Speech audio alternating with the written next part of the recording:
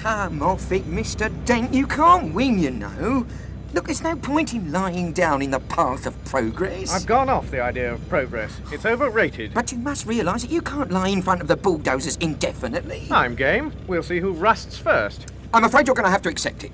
This bypass has got to be built, and it is going to be built. Nothing you can say or do... Why has it got to be built? What do you mean, why has it got to be built? It is a bypass. You've got to build bypasses. Didn't anyone consider the alternatives? There aren't any alternatives. Look, you are quite entitled to make any suggestions or protests at the appropriate time. Appropriate time? Yes. The first I knew about it was when a workman arrived at the door yesterday. Oh. I asked him if he'd come to clean the windows, and he said he'd come to demolish the house. He didn't tell me straight away, of course. Oh, no. First he wiped a couple of windows and charged me a £5. Then he told me. But, Mr. Dent, the plans have been available in the planning office for the last 9 months. Yes, I went round to find them yesterday afternoon. You hadn't exactly gone out of your way to call much attention to them, had you?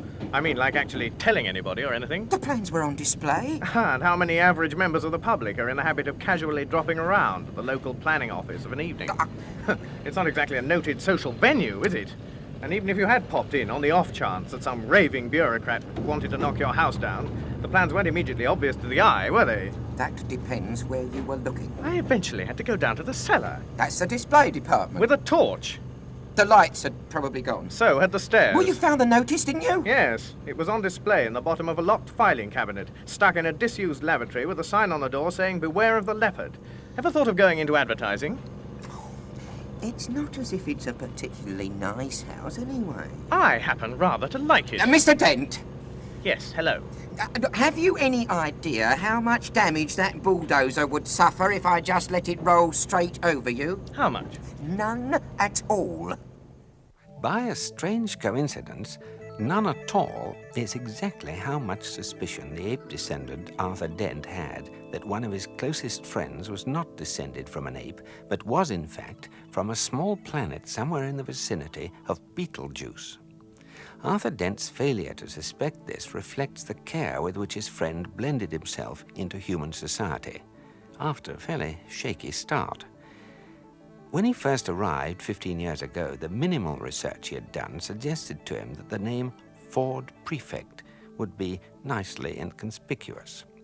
He will enter our story in 35 seconds and say, "Hello, Arthur."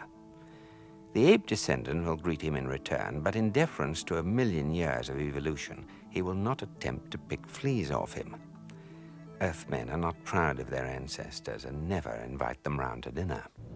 Hello, Arthur. Ford, hi, how are you? Fine. Look, are you busy? Well, I've just got this bulldozer to lie in front of, otherwise, no, not especially. There's a pub down the road. Let's have a drink and we can talk. Don't you understand? Mr. Dent, we're waiting! Ford, that man wants to knock my house down. Well, he can do it whilst you're away, can't he? But I don't want him to. Well, just ask him to wait till you get back. Ford? Arthur, will you please just listen to me? I'm not fooling. I've got to tell you the most important thing you've ever heard. I've got to tell you now, and I've got to tell you in that pub there. Why? Because you're going to need a very stiff drink. Now, just trust me. I'll see what I can do. It had better be good. Hello, Mr. Prosser? Yes, Mr. Dent. Have you come to your senses yet? Well, can we just assume for a moment that I haven't? Well? And that I'm going to be staying put here till you go away. So you're going to be standing around all day doing nothing? Could be. Well, if you're resigned to standing around doing nothing all day, you don't actually need me here all the time, do you? No. Not as such. So if you can just take it as read that I'm actually here, I could just slip off down to the pub for half an hour. How does that sound? That sounds, well, very reasonable, I think, Mr. Dent. I'm sure we don't actually need you there for the whole time. We can just hold up our end of the confrontation. And if you want to pop off for a bit later on, I can always cover for you in return. Oh, thank you. Yes, oh, that'll be fine. Yes, very kind of you, Mr. Dent, very kind. And of course it goes without saying that you don't try and knock my house over while I'm away. Oh, what? Good Lord, no, Mr. Dent. Do you think we can trust him? Myself, I'd trust him to the end of the earth. Yes, but how far's that? About 12 minutes away. Come on, I need a drink.